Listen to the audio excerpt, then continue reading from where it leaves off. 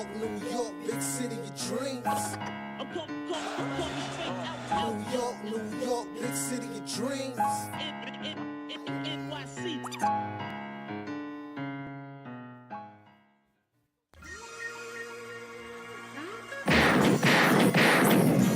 What's going on? This is James from the Knick Of Time show, here giving you that Knicks talk just in the nick of time, and it's time to talk about a Knicks summer league win, because the Knicks beat the Detroit Pistons barely 91-90, and we're going to talk about it all, the good, the bad, the ugly. All right, Pacome Dadiet, he gives you 12 points and 5 rebounds on the night. So shout out to Pacome Dadiet, who actually shot 50% from the field, okay? Ariel Hakaporti also chipped in with 11 points and 8 rebounds. Tyler Kolec gives you 8 points and 7 assists on the night. And my man, whose name is hard to pronounce, Dintro Skapatantsev, gives you 17 points, 10 rebounds, 2 assists, and 3 blocks on the night as well. And even Rokas Jokovic shipped in and give you 9 points and 6 assists. And the Knicks, at one point, we were up 17 points in the third quarter, but they let go of the gas. The Detroit Pistons came back, cut it to 1, but the Knicks still prevailed. And we're gonna talk about it all. And you know what, too? We gotta know, it's just summer league.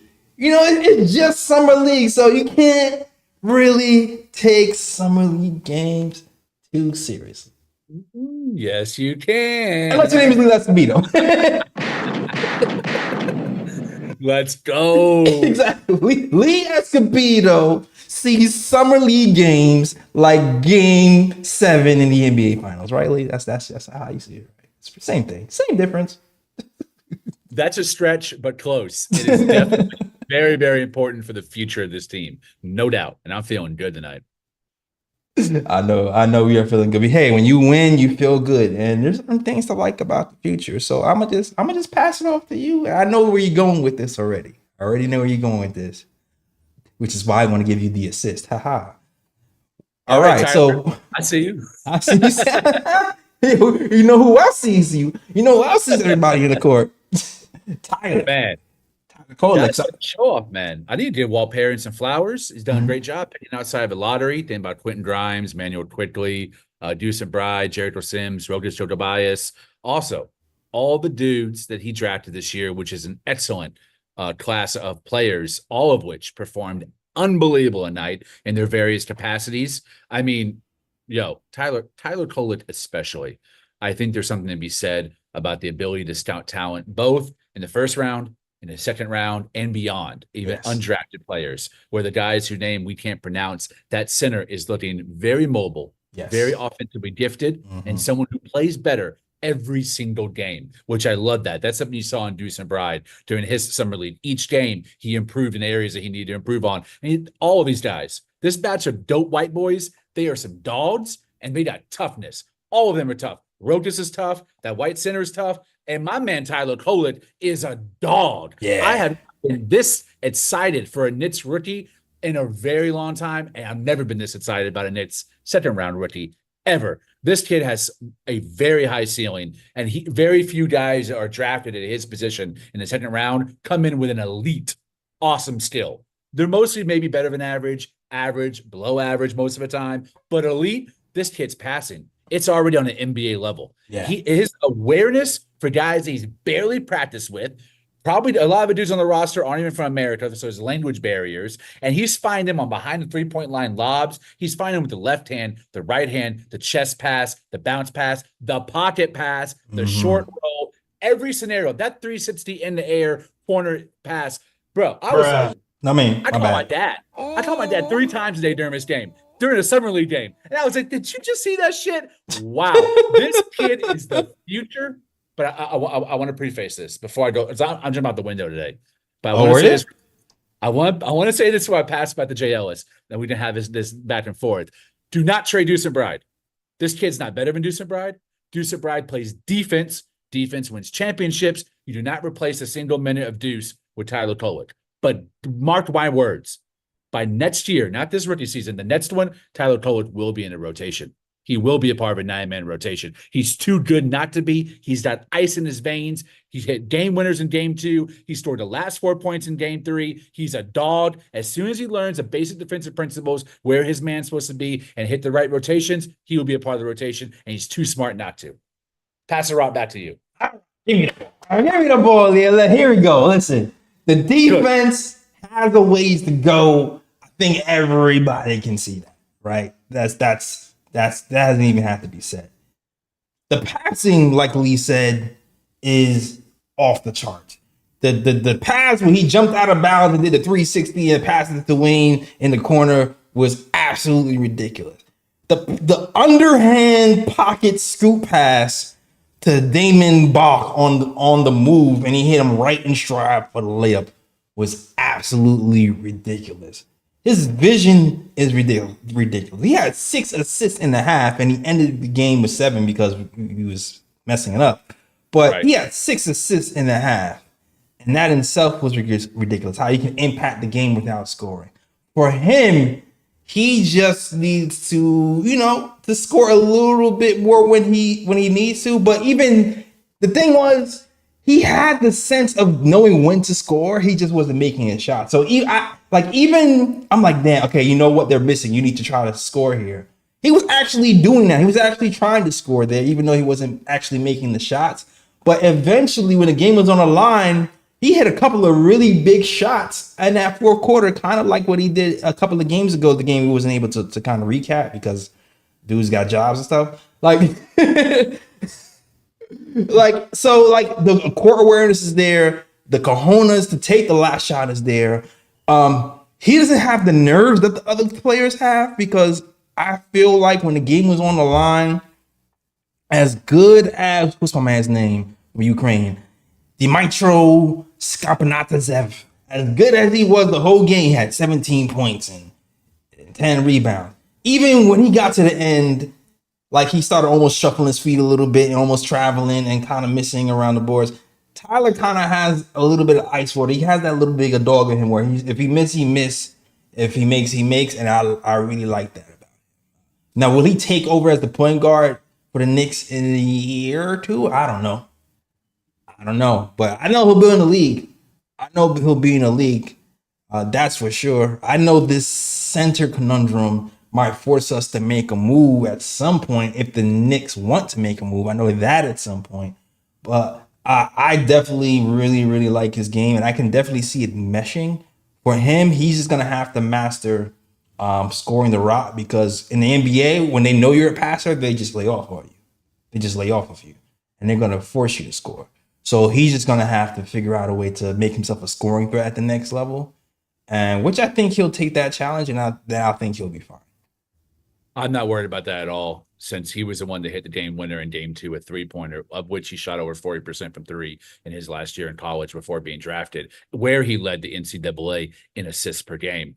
This kid is coming in with an elite talent, and I'm telling you what, the sky's the limit. I'm not trying to put a ceiling on how good he can be and what he can accomplish in the NBA, and he's in the perfect environment. I can't believe I'm saying this. The Knicks are the perfect environment for a rookie. Oh, my God. How Leon Rose has changed the culture of the Knicks for the better. Walt Perrin, you genius. Damn it, I need to buy you a beer. I don't know how this guy's eyes and discernment for talent is elite.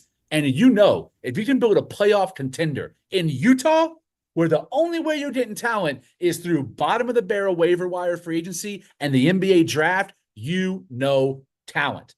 Walt Perrin, one of the first hires Leon Rose made, and he is showing it every single year, minus Trevor Keels, rest in peace. Every single year, Walt Perrin finds a gem, and this Tyler Kolec kid, man, I'm telling you, the passing ability and that dog. Yeah, it's the dog. I see. Yes. Am I overreacting? Dog.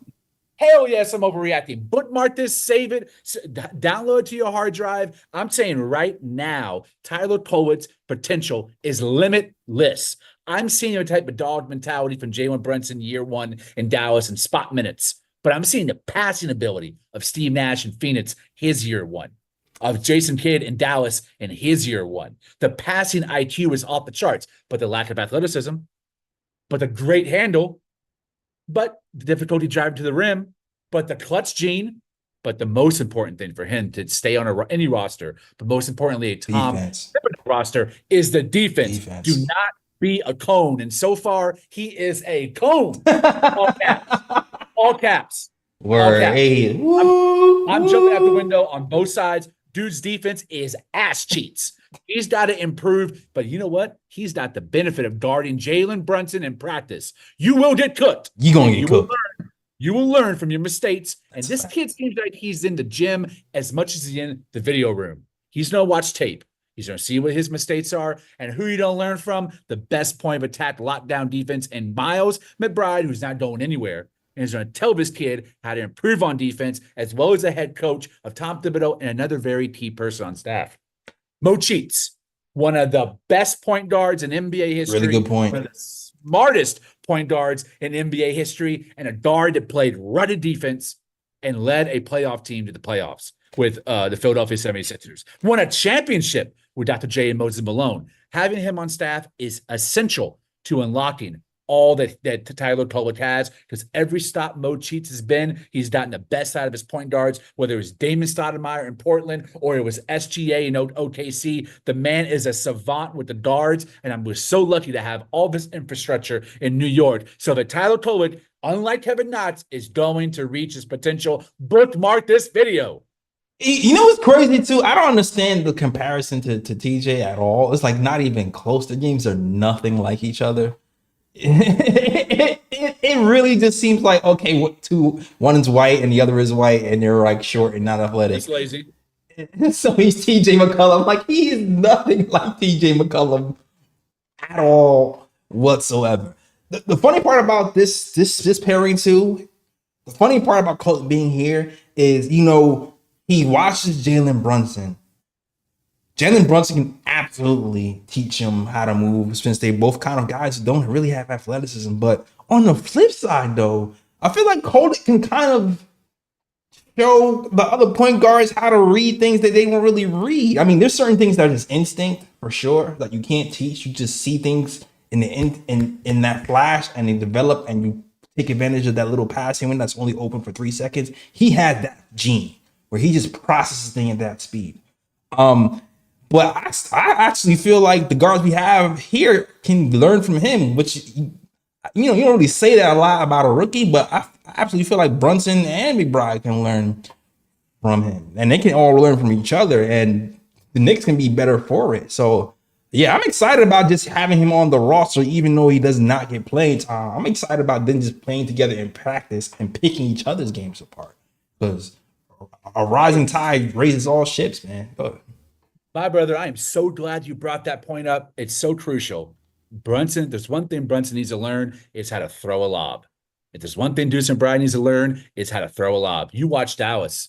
They have two of the best lob tossers in NBA history, Kyrie Irving and Luka Doncic. It doesn't matter what position they're in. It doesn't matter how many guys are in front of them. It doesn't matter what the situation around them is. They're able to hit and pinpoint perfect lobs. And Daniel Gafford and Derek Lively and PG Washington have been the recipients of so many lobs. That lob play was the most used play by Dallas, and it got them to the finals. They dominated every single series they played, whether it was small guys that were mobile and agile and switchable like OKC, or giant dudes in the center like Minnesota. Didn't matter. The lob threat was dominant because it's unstoppable in pick and roll when you have size at the center and IQ at the point. This man, if Jalen Brunson can unlock Mitchell Robinson, Julius Randle, Mikal Bridges, OG Anunoby with the lob, bro, it's game over. It's over. He sits down, Kolec comes in, and that lob attack stays there. And here's the separating part. This is what Kyrie Irving and Luka Doncic doesn't have on a consistent basis, is a knockdown three. Yeah. If Kolec and Brunson can be consistent 40% plus players for their career as a tandem, dynasty. And the thing is, Brunson is already that guy who shoots 40% from three. Kolec, he kind of came in with a good 3-point shooter. He didn't really shoot well today, but he shot well from three in the summer league. So I think on that end, he's going to be just fine. For me, it's just really the defense, picking his spots. And I think he'll learn that pretty quickly, and just scoring when he needs to. But I think he's going to learn that very quickly. And one thing I will say I will push back on is Deuce McBride. When he was playing with Jericho Sims, especially in the summer league, that lob was a thing between him and Sims. And I don't know if it's because it was playing together so much, but he was throwing lobs from pretty far to Sims. That's why I have not lost hope that Deuce McBride can be more of a playmaker. It really depends on the role he's playing with the Knicks.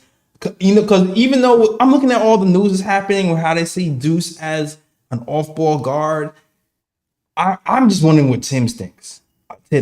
Because you know what? Tibbs and the front office have been on the same page recently. There was a time when they weren't on the same page.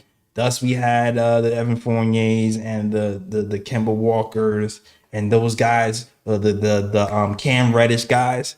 But I really wonder how Tibbs is going to play this with Cam Payne here and Deuce McBride here, and see how this goes. Because Deuce is definitely a Tibbs guy. He really is a Tibbs guy.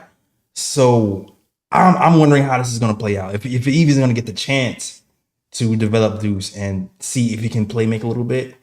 And if they're on the same page as far as playmaking, Tibbs and the front office, I mean. Great point. I am not going to spend any of this podcast criticizing Deuce McBride. There's 3 players I'm tired of being criticized: is Deuce, Julius Randle, and Mitchell Robinson. I'm tired of the criticism, tired of the hate. There's no need for me to rip. I'm not saying you are, but for me, there's no need to criticize and rip down Deuce to uplift Tyler Kolec. I'm just happy they're both on my team, and I'm really excited to see them share 4 together with Tyler at the 1 and Deuce at the 2 and catch and shoot opportunities. This is going to be dynamic. I mean, Deuce and covered ground for both of them and allow Tyler. Look, just don't blow your rotations. Try, take charges. Go the Jalen Brunson route and use your body to try to keep your man in front of him, and don't try beating anyone. Don't try to keep up with anyone's footwork, because you're going to turn to a cone on every single possession. But Deuce McBride absolutely should not be traded under any circumstances, because the thought is we have Kolec who can move into his position. If you can't play NBA defense, you do not on a Tom Thibodeau team, you will not earn minutes. Tibbs needs to trust you, and he's to trust you on the defensive side. It's cool if you knock down threes. Evan Fournier broke the Knicks record with threes, but his defense was atrocious and was 4-on-5 on every defensive possession. Kolec must improve on defense, the craft rotation, which is why I think by year 2, he will be a part of the rotation long-term and won't leave until possibly traded. But here's a great part. This is why Leon Rose is unbelievable at his job. We've got this Kolec kid locked up for 4 years at $9 million total. That's an average of $2.2 million a year. That is incredible value. Never before has a player gotten that much guaranteed money for a second-round pick. Historic, because Walt Perrin was probably in Leon's ear like, dude, you better lock this kid in. We're lucky we got him. You better lock him in. Yeah, because he was a projected first-round pick for 1, and for 2, with the cap situation being what it is, you need to lock up talent, surefire talent, for as long as you possibly can for cheap, to keep yourself under the cap and under the apron for as long as you possibly can for cheap. And that's why Deuce got his money as soon as Emmanuel Quickly was gone. They locked up Deuce because Tibbs saw it in practice. Oh, he's killing it from 3. He's been on an upward trajectory. He probably went to Leon and was like, yo, give this kid some money, because because if we don't, he can fly away. Can you imagine a world where we didn't give him the money and he performed like he did in the playoffs? Like, how much more would Duke be worth if we didn't give them that money before his playoff performance? Yep. Yeah, man. Lock him up. Lock him up, yo. Front office is smart. Front office is savvy. We making moves out here. Real G's moving silence like lasagna. You know, and they moving. They moving quickly with Tyler and Deuce McBride. So, woo! Shout out to the front office and Walt Perrin and the brain trust over there in Knicks land up there in the office. All right, and still to the chat too. I see you, chat. Y'all here 52 deep on a Saturday, talking about Summer League. Watching us talk about Summer League games. So I salute you guys for the support. Shout out to Knicks Nation TV. Shout out to East Brew Drew. Shout out to Knicks 100's GM. Shout out to Parrish Duggar. Shout out to Gregory Lee. Shout out to everybody rocking with the KLT show. I saw some new guys in the front before. John Baines, I see you, my brother. Yo. John Baines. Jay Chill says, what up, KLT? I see you, my brother. Jay Chill says, Kolec needs to be better on defense. but he has an offensive skill set. That's for sure. That's for sure. Keith Watkins, my guy Nuggy Fresh. Shout out to you, my guy Nuggy Fresh. I don't even know if you're still here. You was here in the beginning, but shout out to my guy Nuggy Fresh. Oh man, KOT original supporter. One of the original OGs. Adam and Chapman, I see you. Adele Chapman, Namir Sekon, I see you. Everybody rocking with us, I see you. All right, let's get it. I want to talk about something else too, man. The big men. The big men for minutes competition is very interesting to me because I came into the summer league wanting to see what's going to become of Ariel Hakaporti, and I'm falling in love with the Ukraine man. And I don't know what to do with myself. Because Dintro Skapatantsev giving you 17 and 10. We've asked for guys who can be more versatile as a big man who can shoot. He seems like he has some pick and pop potential. He seems like he has a little floater game a la Isaiah Hartenstein. He's also has some nice timings on his blocks. He's also even testing out the 3-point shot. He didn't make any, but he's looking like he's trying to expand his game to a 3-point shot. I know we drafted Ariel Porty, and everybody sees him in the depth chart in front of the Metro. I don't know. I have this thing in my brain where I'm just like, I might prefer him over Ariel, even though I do love Ariel's athleticism and the way he moves. I kind of like versatility because you know the NBA and the bigs. The NBA loves big men who are versatile. Am I bugging? How do you feel? Not to say that Ariel is a bad player because I like him. I like him a lot. But how do you see this? Am I bugging, Chad? If I'm bugging, tell me I'm bugging. Both players have been far exceeded expectations. Just to put some context around this, I'm going to call him Sta, just as it's easier. Our big Ukrainian, our bid man from Ukraine, which he's trying to. Yeah, we talked about before the show. He's playing for his livelihood because you don't want to go back to a war-torn country. So he's like, I'm putting up the best numbers I can, and he is. 14 points per game through 4 games, 7.8 rebounds through 4 games. He's shooting 72% from the field. Tonight, 17 points, 10 rebounds, 3 blocks. Now, between the two, I think Hakaporti is the more Tibbs guy, and he's the one that I would be focused on for spot minutes this year, just because of his ability to switch on defense. He's more versatile defensively. I can see that.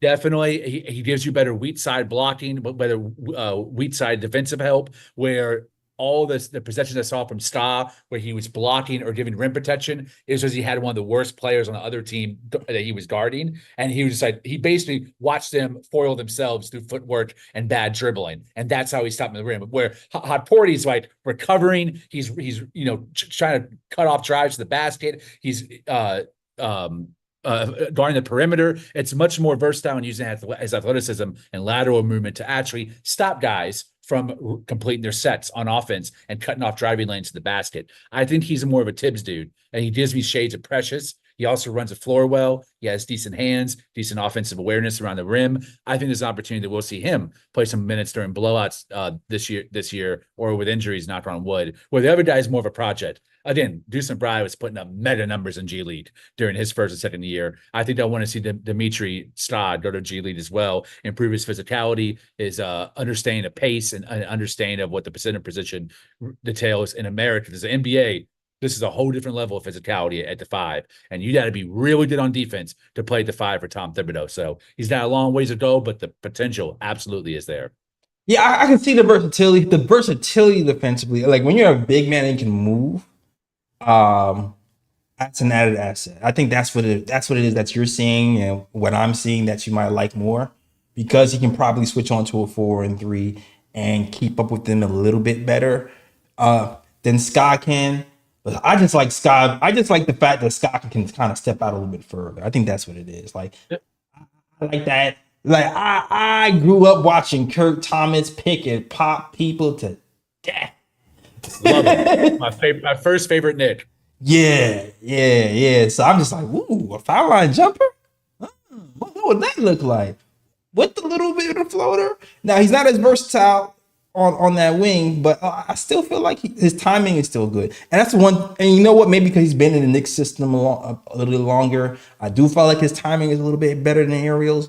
But not to say that Ariel's game is back. I like Ariel's game. I like the way Ariel's been finishing around the rim, finishing the passes that he's been getting from Tyler, especially among the trees. He's made it a point to kind of just go up strong, just dunk it every single time and give you the head fake and dunk it. I like that. But I don't know. I don't think it's as cut and dry. Somebody said you bugging a little bit, Jay Ellis. He said you slightly bugging. I'll take slightly bugging.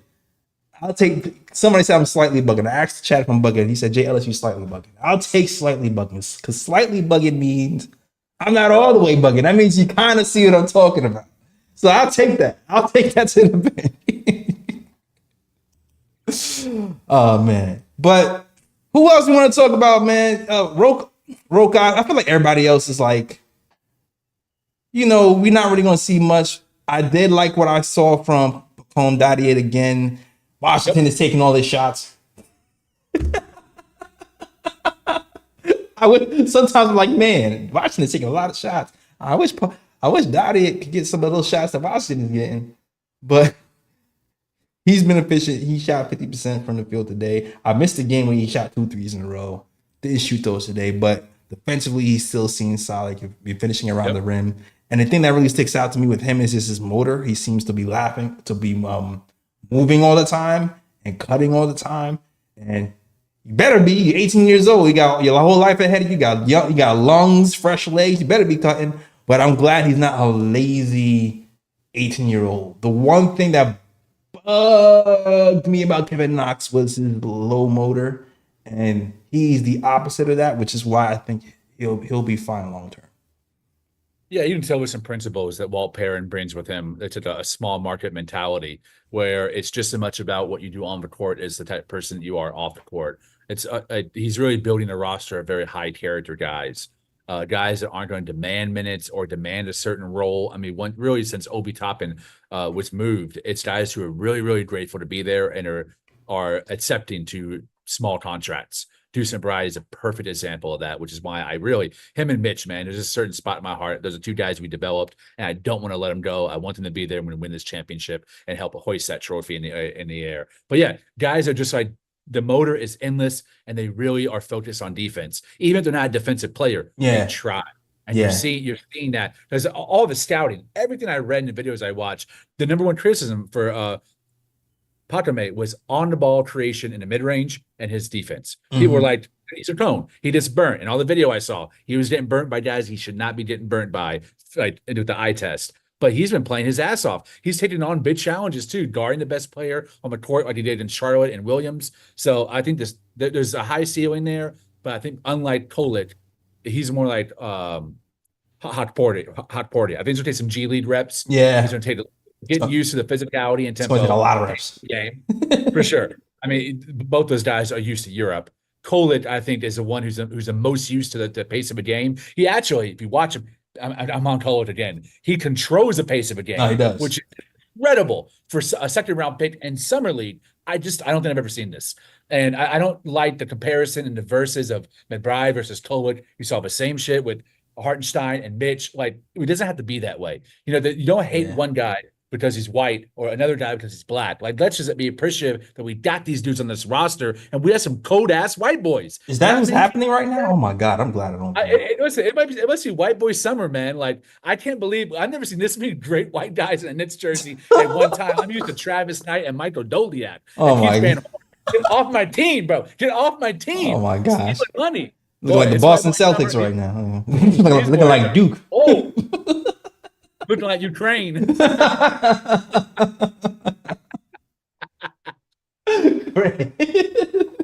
That's crazy. That's crazy.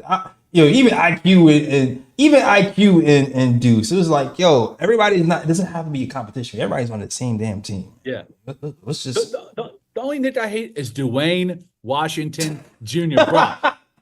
Listen, I survived Alonzo Trier. I don't need another like gunner, like empty bucket, man. Get this guy off the court. Every minute he's on the court is a minute that should be Rokas or Kolec bring the ball up. I don't want to see Dwayne Johnson Jr. and Dwayne Washington ever again, bro. Get him off my team. Get him off my team. I'm not gonna lie, like in the beginning of the game, when he was hitting, I was like, you know what? I'm gonna give this man a try. This man is 5 for 5. He's balling. He's playing defense. Alonzo Trier didn't play defense, all right? Dwayne Washington Jr. played defense, all right? So I'm gonna shoot him bail right there, right? So I'm just like, all right, cool. Like he playing defense, he making shots. He's the reason why in the game. I'm gonna ride with him. Everybody is hating on the dude. I'm gonna ride with him. And then I just kept watching the game.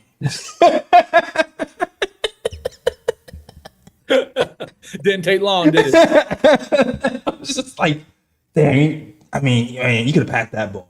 Oh, damn. I mean, Tyler was open in the corner. I mean, damn, son. Like, they catching up. They closing the lead, and you just decide to go 1-on-3. Like, oh my God. I was shaking my head. I was shaking my head crazy. Oh, my God.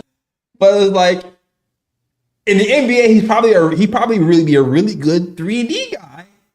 Maybe.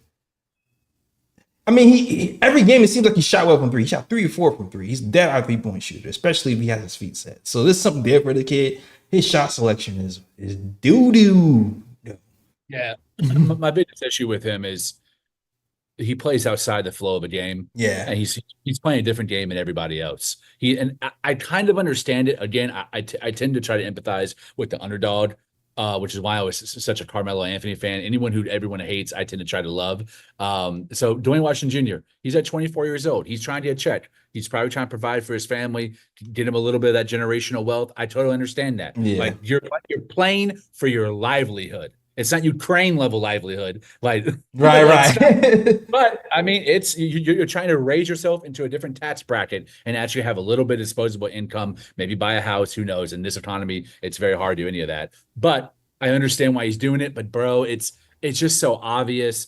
4 games in a row, you're really effing up the flow of the rest of a team. And when you sit and either Jokic or Kolec comes in, it's a completely different team. Right now, we're watching team ball, and the age of a gunner has been eviscerated. That worked in 2013, 2014. It doesn't work in the NBA nowadays. Teams that have that guy and they had those stats, usually you're talking about the Brooklyn Nets or the Washington Wizards or the Charlotte Bobcats. You're not talking about a team that's over 500 competing for the play-in. You're talking about a team that's bottom of the barrel where the coach is like, F it, let's lose, go get your stats, get paid. Those type of guys don't impact winning the way they did in the past. We had a Nick Van Exel who's like, I'm going to shoot 25 times. I'm going to shoot 30%. This is no diss to Nick Van Exel. He was a baller, but the era, this Washington, his game and mindset doesn't fit this modern era. So, sayonara. Unless you just have it like that too. I mean, there's scorers who can just be scorers, be efficient scorers. I mean, listen, Jalen Brunson can put up shots and still shoot 50% from the field. So, like,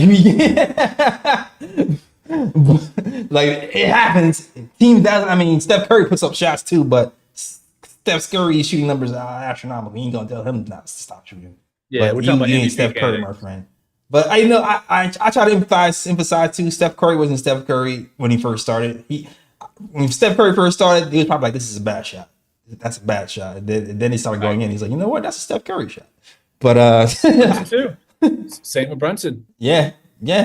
So I guess you gotta practice him till you make him. But for me, I'm getting frustrated watching him, especially in tight games. In tight games, I'm getting frustrated for sure. I saw East Blue Drew said he was on his Gilbert Arenas. More like Gilbert Grape. Oh my God. Oh man. Knicks 100 says I like pain a lot. I must be talking about campaign. All right. Cool, yo. Salute to the chat though. Salute to the chat. We can talk a little bit about Knicks news. Maybe I'll clip this up a little bit later about some Knicks news. Unless is there anything else you want to mention about the Summer League game? Nah, man. Shout out Dice Hashimoto. I like this rotations. I like the sets that he's running. I like how hard guys are playing on defense. It's a nice it's Tibbs on offense. It's read and react. It's try to find the open shooter, penetrate, drive, kick out, and guys are ready to shoot. Like I think Dice is doing a good job in the Summer League, and the games that we've needed to win, we've held it down in the fourth quarter, and the ball has been in the hands of a guy who's a closer, which is my main man, Tyler Kolec. Shout out Dice, baby. Shout out to Dice. Yeah, and slip to the chat too. I see 24 likes, 61 in the chat. If you like the content, if you're liking the conversation, just get those likes up, man. Just get the likes up for us.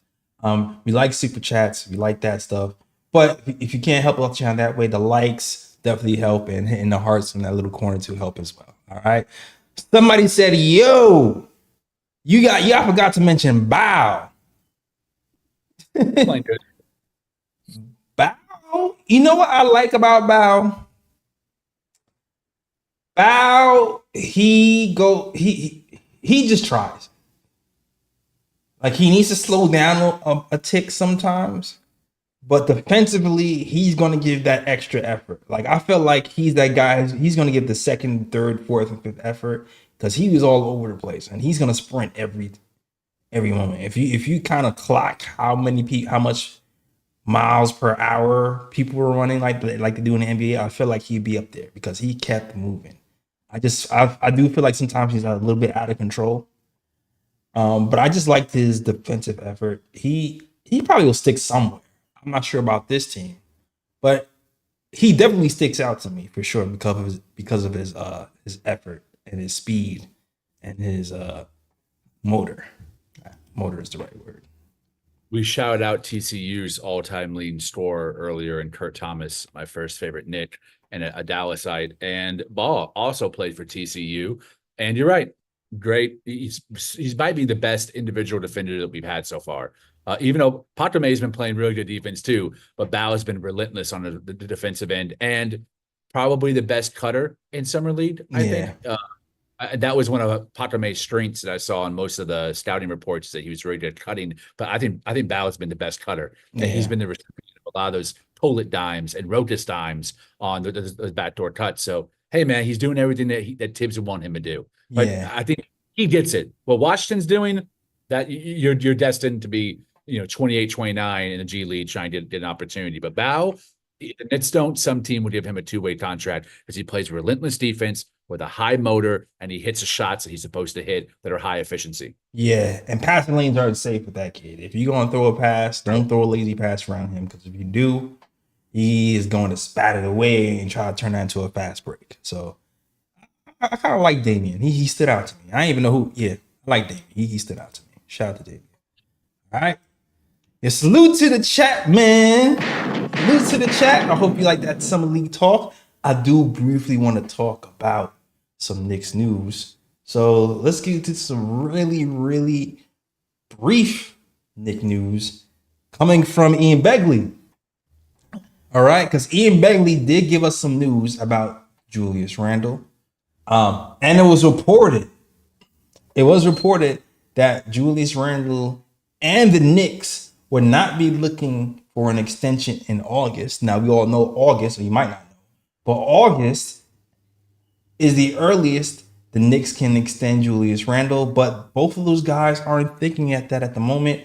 Ian kind of reported that he feels like Julius Randle wants the Knicks to really concentrate on the center, and they feel like that's more of a priority.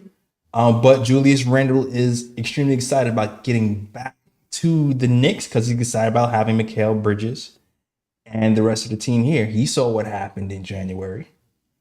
He saw how the Knicks were playing. He saw what they did in the playoffs. So Julius Randle is extremely excited to be back with the Knicks, and he's already practicing. I saw some videos of him shooting and working out in the gym, and he seems to be ahead of schedule when it comes to rehab. Maybe because he was doing all that rehab on that shoulder, that now that after he's had the surgery, he's ahead of schedule.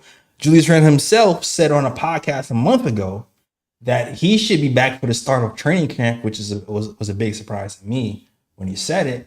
But that's huge news because that cuts out a lot of the slow start, working him into the system with new players. It kind of has us hit the ground running if he's able to start training camp with the fellas. So good news for Julius Randle on that front. I guess not surprising news about the extension.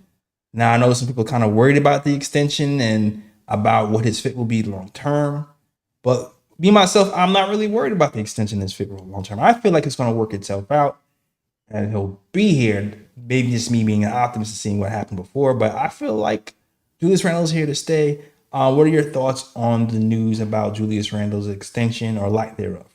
Lee? I love Julius Randle. I consider myself a Julius Randle KOT.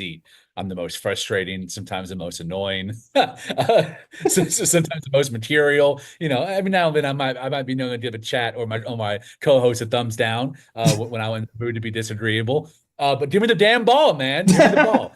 Did you see when Randle was on the he was on the Melo podcast, and when he wants the ball, he hisses like Kobe did. They call him a black man because of his. I love that. That's my guy, man. Shout out to the Dallas legend Julius Randle, one of the best private school prep stars that we've had in the last 15 years. Man, he's a dog. I think you gotta retain him because he was here before anybody else. He took on the challenge that 99.9% of the NBA don't want that smoke. Right. Like, why do I want to go to New York and be the guy that fixes everything? And it really helped, and more than anyone, Jalen Brunson, that when Jalen Brunson came in, he didn't have to do as much optics-wise to bring the Knicks back to glory, because Julius Randle had already done that. He took the Knicks to the playoffs as a fourth seed, almighty fourth seed, before Jalen Brunson was ever here. And he did it with three guys that aren't even in the NBA anymore: Nerlens Noel, Reggie Bullock, and he who should not be named, Elfrid Payton, and RJ Barrett. So really, him and Mitch are the only guys from that team that are still here. I think both need to be rewarded for their loyalty. Julius Randle's taken 2 discounts for us already, even though you could say maybe that first contract was market value, whatever. He was signed to be the man of a team, and typically when you're signed to be the man, you're given a little bit of a pay bump for that responsibility. And overall, 3 All-Star nods, most improved player, 2-time All-NBA, bro. Our leading scorer, our best all-around player, I think you can still say that because of his ability to play make, which I've always saw. Just the guys he was throwing it to weren't good enough to make it. And his rebounding. And when he's committed to defense, he's a top 10 player in the NBA. Yeah. That's a big caveat, though. And that's the number one reason why I think people question his fit. I think he can acquiesce because his shot diet has minimized and gotten tighter. That's why I don't think it's going to be a problem whether he did less shots or not, because he's cut down from where he's shooting on the floor and increased shots from very high percentage areas. His sweet spots at the elbow and the mid-range. That's where he loves to operate. That's where he wants to operate, and above the break. Three-pointers. He's not so much a corner guy. He loves that above the break three-point shot in transition. Man, bully ball Randle. You got to keep him. It's all about the defense. If he doesn't commit to defense, then he's asking to be ran out of town. Because this year, what is this, year 5 of Randle? Or I think year 5, there's no excuses. No. You have a championship. This is the best team you've ever played for, best coach you've ever played for, and the best co-star you've ever played with, besides Kobe Bryant. Rest in peace. It's time for you to take the number 2 option, to accept your role on the team, and to commit to defense every game. Not just against the Boston Celtics when you're playing KP, but against the Charlotte Bobcats when you're guarding some guy on a 10-day contract. I need to lock in and lock down. If you don't, me, as a president of your fan club, is going to be the first one to kick your ass out the door back to Dallas. Listen, bro, I'm rooting for you. I think you will commit, but the fan base is tired of the excuses. They're tired of the ball watching on defense. You must be committed. Do not just say, oh, Mitch is behind me and Mikal and OG are in front of me. No. We need you to buy in. The shots will be there. You will have opportunities to be the hero. Play defense every possession, and New York will fall back in love with you. Julius Randle playing decent this season to make this team special, for sure, because it was never about ability with Julius Randle when it came to defense. It was always about the need and the want to do it full time. Now, there were times when people say, and they might have a point, hey, he's a scorer. He's one of those guys who's asked to do a lot. Maybe he doesn't have the stamina to play offense at that high level and defense at the high level. Maybe you do have a point there. But at this point, I've also seen some times where he just threw a tantrum and said, I don't want to play defense. And things like that are just inexcusable. Now, in January, when I watched Julius Randle, I saw a different man. I think he was excited what was in front of him. I think he was embracing what OG brought to the table. OG took a lot of pressure off of all of those Knicks on the defensive end. And I feel like everybody else had to carry a little bit of a lesser load. And it started to elevate Julius Randle's game. I feel like he got more efficient. I feel like his passing got better. I feel like his defense got better. So for me, when people talk about moving on from Julius Randle at this point, I'm thinking not so fast. You must be crazy. This is the best team he's ever played with. This is the best he's looked is right before he got injured. And one of the prime reasons why I feel like one of the reasons why he lost is because we didn't have anybody else to go to outside of Jalen Brunson. And with Julius Randle here, you can lessen Jalen Brunson's usage a lot and preserve his energy. A lot of the times when I was watching games and I was watching Jalen Brunson just cook teams for 40, which was nice to see, and it was nice for stats. When it came to the fourth quarter, he had no legs left. He was breathing heavy. He had to play offense, defense. He was running through screens. And he just, to me, sometimes, a lot of times, he didn't have enough to give, especially with high octane teams like the Indiana Pacers who like to run you out the gym. You need that depth. You need somebody else to run through. So I, as a high offensive player, could take plays off. Julius Randle allows us to do that. So I really think he's really going to flourish when he comes back, especially he's just going to be that much more motivated. And just look at Jalen Brunson's 3-point shooting numbers when he played with Randle versus when he didn't play with Randle. His numbers dipped when Randle wasn't in the game with him. He wasn't getting as many clean looks. Julius Randle in the game gives Jalen Brunson clean looks from 3. He helps him be more efficient, and I think he helps that team as long as he plays defense, like my guy Ali Escobedo says. I think he'll be fine, and I think he's motivated. I think he's motivated to prove that he can. And I think, honestly, I feel like how he plays this year is gonna really present itself. It's gonna let us know if he's gonna be here long term or not. Because if Julius Randle blows the doors off the Knicks and just exceeds expectation or plays to what I think he can, he'll be a Knick. I think he'll be a Knick because if he plays up to expectation, we should be in the finals or winning the whole thing, like straight up. And if we are in the finals or winning the whole thing, all this second apron talk, all this, we don't have to make moves. I don't care. I don't care if we're locked into Julius Randle and Jalen Brunson and his team for years to come and we can't make that many moves. I don't care because we built our team out properly where we just have to talk about retaining our players at that point.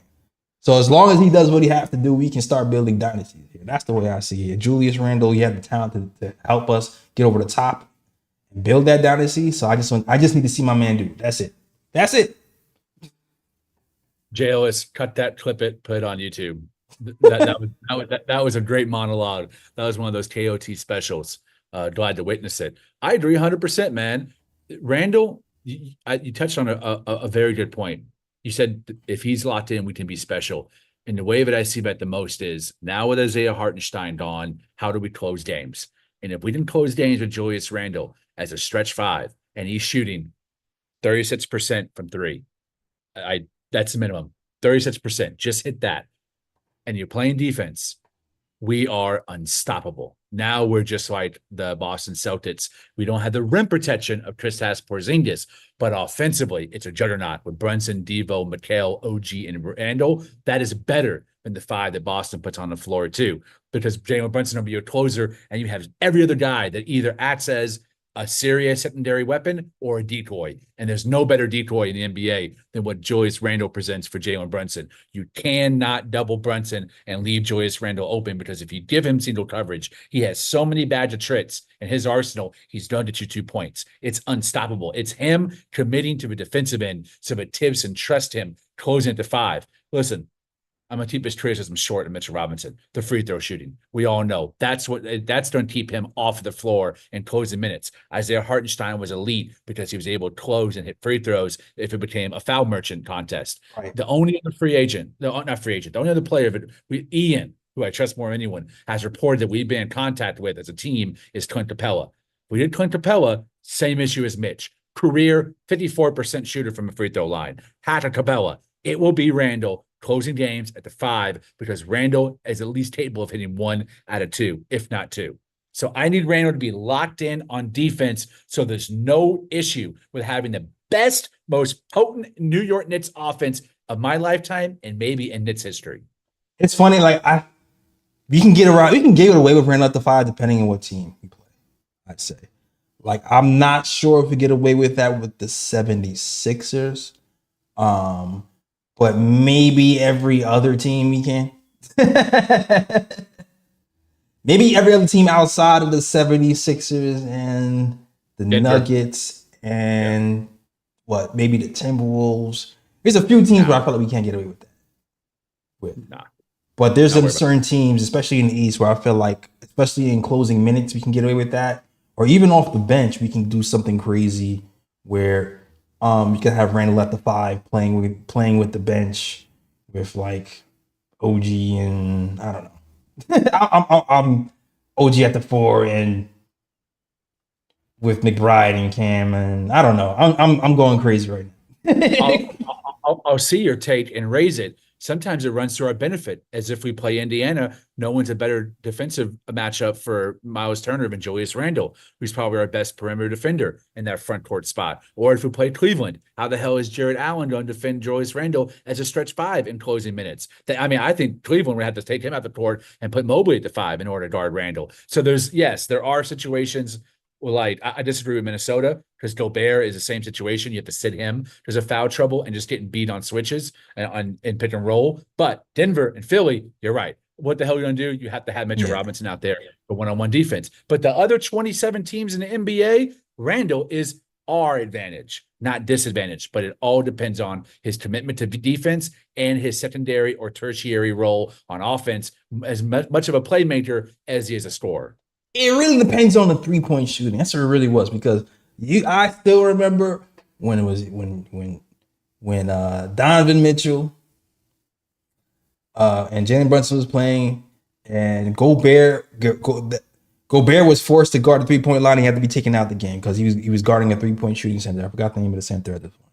If Randle's hitting threes and we're playing the Timberwolves, that's a whole different story because then they'll be forced to. If Brunson's hunting Gobert and pick and roll switches, they don't have to sit Gobert. Yeah. Because Brunson torch him in pick and roll. You give him an inch in the mid range, that's Brunson's sweet spot. Yeah. I saw it in Dallas series in Saluta. They had to sit Gobert in the fourth quarter because he was getting hunted on switches between Kyrie Irving and Brunson. Yeah, it's like maybe you go small and have maybe you do the Randle at the 5 with the Brunson Dante, McCall, OG. But OG guard the opposing 5. Right. OG front. and Randle, and then just play 5 out. Play 5 Hell out. Yeah. Maybe you do something like that. No. We spitballing here. But all in all, if Randle does what he has to do, he'll be a Knick. And all this, the Knicks have to trade Randle. I think all that stuff will die eventually, but he has to kill it. Randle, you're gonna have to kill that narrative yourself. All right. Yep. It's all on him. It's all on you, brother. It's all on you. But I'm rooting for you. And it's funny because also that came out from Ian is there are some people in the front office who question his fit, and there's some people in the front office who were really intrigued by what he did in January and want to see more. To me, that's common sense. Like I didn't think it was big news. Some people thought that was big news. I don't think it was big news. I think that's just the thought process because you only seen a small sample size of what was happening. But like I said before, I expect Randle to do what he did in January and keep that up because he's absolutely motivated. So yeah, man, stay a Knick, Randle. Do your thing. All right. Shout out to the chat, man. I'll see y'all in the chat, man. Shout out to the chat, man. Shout out to Gregory Lee, Nick Yak, David Smith. David Smith. I don't think David is a he's not a Randle fan. Hey man, I have my ups and down Randles too. I'm not gonna hold you. So I understand. But he says Randle narrative is well deserved. I mean, some of it he brought it on himself, for sure. Yep. Some of it he did bring on himself, and he has to bring himself out of it. Agreed. JT Reddick, I see you, my guy. I see you. Picks for Timmy. Picks for Tim. I got picks. Shout out to my guy picks. All right, yo. I think we talked about everything we wanted to talk about. Did you have anything else you want to mention, Lee, before we close this out? Nah, shout out Gregory Lee. Shout out Portia, David Smith, my op, Nit Yak. Good to see you, brother. Nits Nation TV, Nits 100 a GM, Adele Chapman. Appreciate y'all, man. Yeah, appreciate y'all, man. We miss y'all, man. We like seeing y'all, man. We glad you're here with us, man. I hope you enjoyed the show. All right, man. It's time to end the show. It's time to end the show. So, Lee, let her know where they can find you, man. I don't know if you've been reading any books. I know some people might join Lee's book club, but Lee usually has a book for us. Do you have any books for us? You know I do. Find me on Twitter first at _Leescobedo, LEEESCOBEDO. I've been giving some analysis and opinions on the RNC, the Republican convention. We'll be doing the same on Democrat convention. It's a wild time now in American politics, man. It's crazy. The president's almost being assassinated. It's depressing. Is Joe Biden going to step down, man? It's like we got these two choices of two bums. It's just very depressing. Greatest country on earth. Can't put up better candidates. Maybe next cycle. Who knows, right? Speaking of politics, strange new world. Carl S. Truman. He's an evangelical pastor out of the UK, and I'm very interested in how identity politics became such a prominent issue here in the West. And so I've been doing a lot of research on both sides for and against, reading a lot of literature. And the one I recently finished by Carl Truman harkens back the genesis of identity politics in the writings and musings of Karl Marx, Carl Jung, Sigmund Freud, and Wilhelm Reich. All of these, most of these were psychoanalysts that came up with different theories on how gender and sexuality were fluid, and also how they embracing them and having a multitude of identities and options broke down the nuclear family and broke apart the ideas of gender roles. And even though it was only a small set of very literate college educated people knew that or read those writings when they were around, I'm talking about the 1800s, very early 20th century, it slowly started becoming integrated in Western politics. And by the 1960s, which had in a way feminism, all of these ideas became baked in to a lot of the movements that were happening in the late 60s, early 70s, where now a lot of people espouse feminist ideology or leftist ideology and don't even know that they're doing so because it's so baked into our culture. Right. So I'm not making personal moral decisions on whether any of this is right or wrong. That is up to you, the audience, to decide. But I am educating myself on both sides just to get a better understanding of why this country is so divided. It's very worrisome to me. I think that even though you have difference of opinion, even though you don't agree with somebody, you should not cut them off or consider them the opposite or the ops or the enemy. We're all Americans, and this is the greatest country on earth because of how different we are. And we should embrace our differences and not just call people fascists or communists or idiots or demons. We should actually try to learn from one another and really have discourse and debate. I think it's the best way to find commonality and empathy with one another. So I am trying to understand why both sides feel the way they do, and then I'll come to my own conclusion at the end. My hypothesis: we are socialized to ostracize anybody who goes against your family's train of thought. And that goes with anything. That goes with religion, it goes with politics, down to clothing. If I grow up, I'm an artist. I grew up in New York. If you went to school and you did not have Tommy Hilfiger on, somebody might have grew up in the Tommy Hilfiger era, or you didn't have certain brands on, you were ostracized. You're socialized to do that. And once you break out of that, you're pointed the finger at. So like that same programming just goes around to every social circle. Every social circle. So it doesn't allow you to think differently. Because, wait, you're against me? Well, no, I'm not against you. I'm just thinking maybe this could be, no, you're not. You're against us. We don't accept you now. Wait, so the family I grew up with, my friends who I grew up with, the people who I cry with, the idea I don't accept me because I'm thinking a little bit differently, I'm too scared to lose my connection to those people to step out on a limb and think differently. So I'm going to shut that part of my brain off and agree with those people. Yep. Tribal mentality. Yeah, it's tribal, and it's the human. It's human survival to want to socialize and be social and bring bond and have bonds with other people. So if you thinking differently separates your bond from your closest family and your friends, you shut that brain off for emotional survival.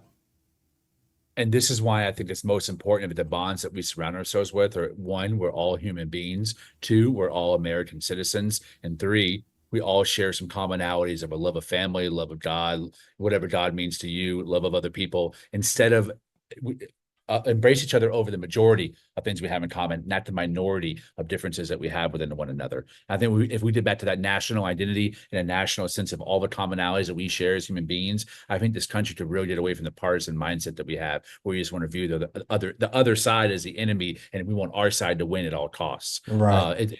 It's really destroying the fabric of America, and we are unique because of our diversity. It's not a bad thing; it's a beautiful thing. The book, again, Strange New World, Carl R. Truman, excellent writer. He really gives a very easy to understand synthetic view of very complex thinkers like Karl Marx and Sigmund Freud. I heard you. I mean, that's why. I mean, I can go. See, you got me thinking about all the things I've been thinking about for years. I was about to go over the whole tangent. When you were saying that, it's like, because you come from a religious background from I am, and you start to explore out of that, you start to think about these things about accepting versus not accepting. You start to really deep dive into that sort of thinking. And why you start to ask questions: why do I think this way? Do I think this way because I believe this, or because I was taught this? You start to question that. But that's a whole story. Yeah, I think that's what attracts all of us, is we're all very different. And none of us are common or commonplace for our various identities. As someone who grew up extremely poor in mobile homes and government housing, as someone who was both half Mexican and redneck, I never really identified with any of my identities. So I just kind of I found my own way. I read my own books and educated myself through cinema and visual arts and theater, and cultivated my ideas by just reading everything and not just accepting one point of view as fact, but trying to figure out what all the points of view are within the marketplace of ideas, and then choose what I felt was right for me. Yeah, absolutely. And that's a journey within itself, trying to figure that out. Huh. For sure. All right. Now, since he's having his book club, anime club time. All right. This is what I just finished watching. Shout out to my boy, put me onto this. My boy is a boxing fan. So he put me, he's like, yo, watch this. I already like this. This is it's like an old anime too. I feel like it's not even that old, but it seems like the way it was drawn was old. It's called Ajami no Ippo. I'll have the, is that the right? Let's see. Do I have the right? There we go. I have it on the screen because I can't spell it. But it's a boxing anime. The reason I like it because it actually involves like real boxing techniques and the way it works. So that's what makes it interesting, because you'll see them. They'll be having, if you watch anime, they'll have these inner dialogues about what they're thinking. So you'll get a taste of what real boxing is like by the way they're describing things. Like he'll get hit. He's like, oh my gosh, is it working? And he's like, his knees are buckling. He's losing his leg power. It must be working. It's like he'll have these inner dialogue about the techniques that he's using within the fight. So I thought that was kind of interesting. Yeah, it kind of made it a little bit more real, even though it's obviously fantasy and exaggerated because it's anime, right? But I thought it was pretty interesting. And I finished watching that season on Netflix. So shout out to I love how worldwide anime's become. When I was younger and I had Cartoon Network, then I would stay up late and watch anime. That was really the only option. You had to have cable. We had bootleg DirecTV, so that's the only way that I was able to watch that. Or go to Blockbuster, and that was the only time you could rent a video. So it was very hard to find anime, but now it's so commonplace and such a part of mainstream media and mainstream culture that all races and backgrounds are enjoying something that's imported from another country across the globe. It's really beautiful. And to me, it all started with Akira, which is one of the greatest films I've ever seen in my life, and probably the best anime ever. Yeah, Akira is crazy. Akira is like an anime classic for sure. Yeah, I actually had to study that when I went to school. Tetsuo! But yo, I wanted to be an anime head. Yo, I actually met Aaron Magruder, like the creator of the Boondocks back in the day when I was. Where are you, brother? Huh? Come back. We need you, brother. Man, where are you? We need you. Oh my God. Can you imagine? Can you imagine Boondocks now? He'd be canceled for sure though. But can you imagine? For sure he would. But yeah, I definitely I definitely wanted to have like a black. I was like, yo, I'm gonna be one of the first black anime writers ever. Which is why if you see my Ninja P drawing, I kind of like low key try to sneak it into my work. No. Like that. If guys who know who's around for Ninja P and you saw me, I have like a drawing of Ninja P as an actual ninja. Like it's kind of I don't even know guys if you guys even know that. Do I even have that around? Let me see. I'm gonna show you guys if I still have it. Do I still have it? I might have took it down. Damn it. It's not in the shop anymore. Oh, you know what? It is in the shop. It is in the shop. I can just look for it in the shop. Shout out to Nick Nader. He actually bought it. I love Nick Nader, man. He's a great dude. dude. Man. Shout out to Nick Nader. He is so dope. But I drew a picture of Scott Perry as a ninja, and that brought me joy. I'm not gonna hold you. Oh man. Okay, I found it. Here we go. I found the shirt version anyway. Even though it's not. There we go. Of course it's not showing there. Let me just put it here. There we go. Ninja P. But yeah. No. Crazy. Hey man. He started all. This whole renaissance. He deserves his flowers. Man. Well, yeah. Shout out to Ninja P. Yeah, shout out to Ninja P, man. Shout out to Ninja P. All right, man. I'm done. I'll show you my artwork later. All right, that's the show, guys. Thank you guys for watching. If you guys don't know, I am a trained illustrator. I went to school of visual arts, so I have an illustration background and design background. That's the KOT hats and look and stuff. I am an artist by trade, and that's how I actually pay my bills. All right. Well, shout out to everybody in the chat. Shout out to Del Chapman. Shout out to Nick Yak. Shout out to Sherwin. Shout out to everybody else who's rocking with the KOT show. Shout out to Glamour Knicks. Glamour, I haven't seen you in a minute. Shout out to you.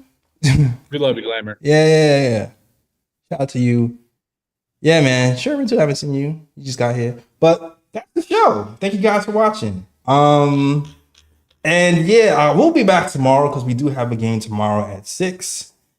And yeah, if you haven't already, check out that center. I still have to clip that up. It's funny, we did a show talking about free agent centers that we kind of hypothesized that the Knicks would be going after. And Clint Capella was absolutely on that list. Yep. And lo and behold, Ian Begley, a few days later, said the Knicks checked in on Clint Capella. But we also talked about, I think, 5 or 6 other centers that we thought we can possibly go after. So definitely check that out. For sure. Definitely check that out. And damn, I still should clip that up though, so it can make it easier for you guys to find. All right, but definitely check that out. All right, cool. That is the show. Thank you guys for watching. Oh, one more thing. Interns. I am looking for KOT interns to help me build this out. It's funny, I've been doing this for a while. I have things systemized. I just need people to help me carry out that system. So interns who want to help be part of this thing, you can. And here's the thing too. I'm a person who likes to take care of the people around me. I also freely give out information. So if anything that you want to learn, like I said, I am an artist by trade. That's how I make my money. I designed the logo. I designed this. I'm an illustrator. I know Photoshop, Illustrator, and design. I can do 3D, 2 Cinema 4D. If you need to know any of those things, I can definitely show you. Lee is an actual writer too. If you have interest in writing, you probably talk to Lee. I connect you with him, and he can give you some pointers, look at your work. So we have people here who know things. So if you do want to work with us, we can definitely teach you certain things about the ins and outs of the podcast life and structure and all that stuff. So shout out to anybody watching who's interested in being an intern. Gotta love the Knicks though. Gotta love the Knicks for sure. All right, cool. That is the show. Thank you guys for watching. And as always, shout out the worldwide west. Everywhere we go, we leave a worldwide mess. it's a mess out here in these Knicks YouTube streets. That's the show. We out of here. Peace. New York, big city of dreams.